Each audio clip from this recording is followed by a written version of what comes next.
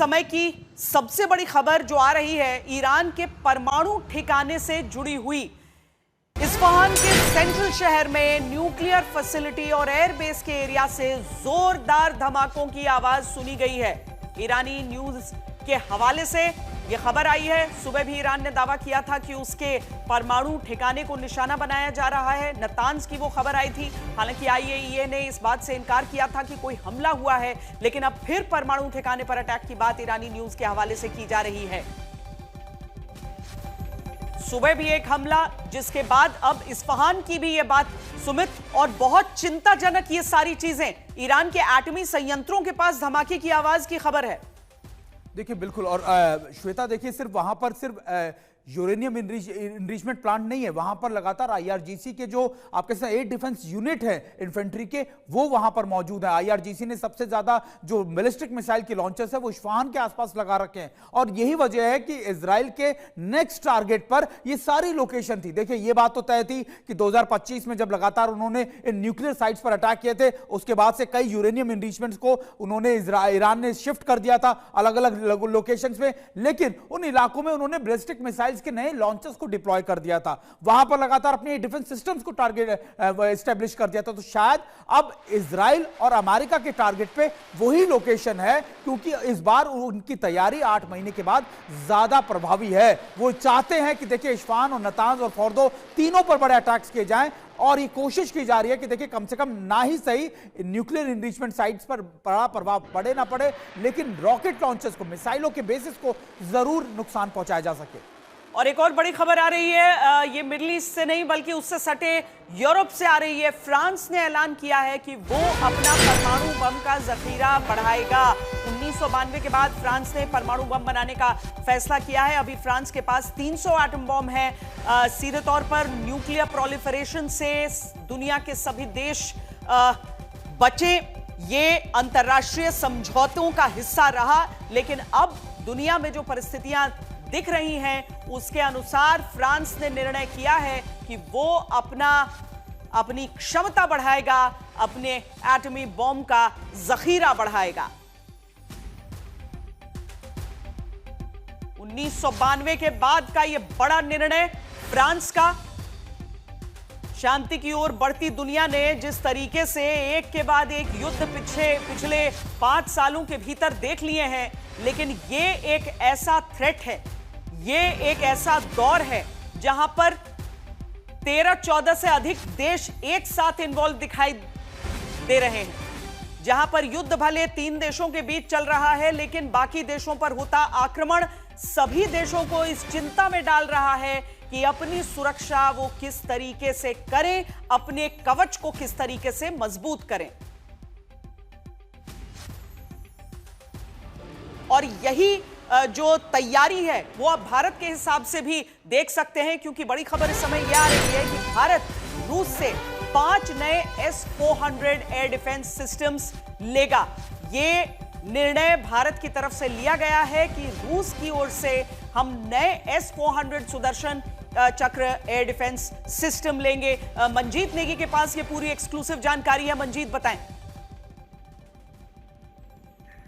देखिए जो मौजूदा हालात है, जिस तरह से कल प्रधानमंत्री ने सीसीएस की महत्वपूर्ण बैठक ली, उसके बाद कई डेवलपमेंट कहा जा सकता है भारत में सुरक्षा, क्योंकि इस वक्त पूरे देश दुनिया में जिस तरह के हालात है और जो इजराइल और ईरान के बीच युद्ध चल रहा है, उसमें अब मेन भूमिका, और इसीलिए रक्षा मंत्रालय जल्द ही जो रूस के साथ 5 एडिशनल जो एयर डिफेंस है भारत का जो नाम है, वो एडिशनल 5 यूनिट लेने के लिए इस केस को टेकअप करेगा, और जल्दी इस पर बैठक होने के बाद रक्षा मंत्रालय की मंजूरी मिलने के बाद इमरजेंसी के तहत 5 यूनिट खरीदी जाएंगी। हालांकि अभी रूस से भारत के जो पहले यूनिट है उनकी सप्लाई होनी बाकी है, और लेकिन ये एक बड़ा डेवलपमेंट है जो इस वक्त हुए एक तरह से दुनिया विश्व युद्ध की तरफ आगे बढ़ रही है। भारत को मजबूत करने के नहीं, लिए सही बात है मंजीत, क्योंकि अगर हम भारत की चुनौतियों को देखें तो एक तरफ तो सरहदों की रक्षा, सरहदों की सुरक्षा, तो आमतौर पर हमारी ये धारणा रह सकती है कि उन सरहदों तक हमें बिल्कुल अपनी एयर डिफेंस को मजबूत रखना है, लेकिन अभी जो हो रहा है कि जो देश इन्वॉल्व नहीं भी है वहां पर भी आक्रमण, क्या भारत के आकार को देखा जाए तो हमारी जरूरत भी बड़ी हो जाती है? बिल्कुल, क्योंकि ऑपरेशन सिंदूर करीब कुछ दिनों का अनुभव रहा है, लगभग अब 1 साल की होने वाला है ऑपरेशन सिंदूर को लेकर। इस वक्त ऑपरेशन सिंदूर जारी है श्वेता, और निश्चित तौर पर अभी बहुत अनिश्चित स्थिति है कि भारत की अगर इस तरह के हमलों के में आता है, जिस तरह के वातावरण बदल रहा है युद्ध का, ऐसे में हमको अपनी तैयारी को चार चरण करना है। और क्योंकि ऑपरेशन सिंदूर के दौरान पाकिस्तान की तरफ से जब लगातार हजारों ड्रोन हमले किए गए, उसमें उस समय S-400 बहुत प्रभावित तरह से उसने काम किया, खासतौर से भारत के खिलाफ जो ड्रोन और मिसाइल हमले पाकिस्तान की तरफ से किए गए।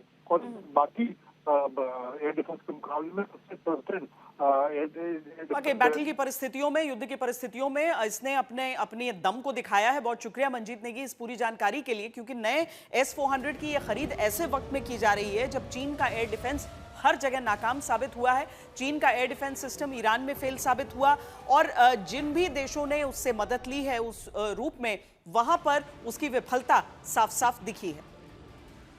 चीन अपनी परेड में हथियारों की नुमाइश करके खुद को सैन्य महाशक्ति बताता है, लेकिन साल भर के अंदर 3 जंग ने दुनिया को चीन के हथियारों को लेकर खबरदार कर दिया। ईरान पर अमेरिका और इजराइल के हमले में चीन का HQ-9B एयर डिफेंस सिस्टम एक बार फिर कमाल साबित हुआ। ईरान की तस्वीरों ने बता दिया कि चीन के हथियारों पर भरोसे का मतलब हार है। तेहरान में ईरान ने चीन का HQ-9B एयर डिफेंस सिस्टम तैनात कर रखा था, फिर भी अमेरिकी F-35 स्टील्थ फाइटर तेहरान में बिना किसी मुश्किल के घुस गए और F-35 फाइटर जेट्स ने इसकी 6 बैटरी को नष्ट कर दिया। पिछले साल जून में इजरायली हमले के दौरान रूसी S-300 के नाकाम होने के बाद इसने चीन से HQ-9B सैम डिफेंस सिस्टम खरीदा था। चीन ने इस हथियार पर 260 किलोमीटर की रेंज का वादा किया था, लेकिन असली युद्ध के दौरान इसने अमेरिकी और इजरायली हथियारों के सामने सरेंडर कर दिया और एक भी इंटरसेप्ट नहीं कर सका। भारत ने भी चीन के HQ-9B एयर डिफेंस सिस्टम को तबाह करके इसकी पोल खोली थी।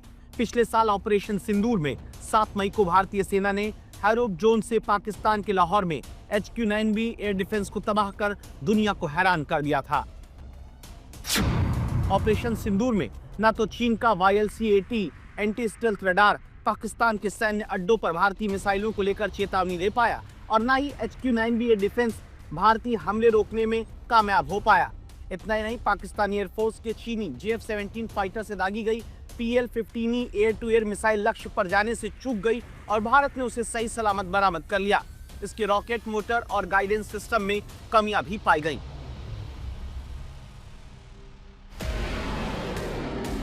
ऑपरेशन सिंदूर के बाद चीन के हथियारों की पोल इसी साल 3 जनवरी को वेनेजुएला में खुली, जब अमेरिका ने वेनेजुएला की राजधानी काराकस में ऑपरेशन एब्सोल्यूट रिजॉल्व शुरू किया, जिसमें राष्ट्रपति निकोलस मादुरो और उनकी पत्नी को मिलिट्री घेरे से उठा लिया गया। वेनेजुएला ने चीनी रक्षा कवच पर भरोसा किया था, लेकिन अमेरिकी हथियारों के सामने ये ताश के पत्तों की तरह बिखर गया। वेनेजुएला के एयर डिफेंस की रीढ़ कहे जाने वाले चीनी JY-27A meter wave anti stealth radar अंधे हो गए। HQ-9, सैम और HQ-12 कुछ नहीं कर पाए। चीनी हथियारों की कमजोरी की रही सही कसर ईरान पर अमेरिका और इजराइल के ताजा हमलों ने पूरी कर दी है।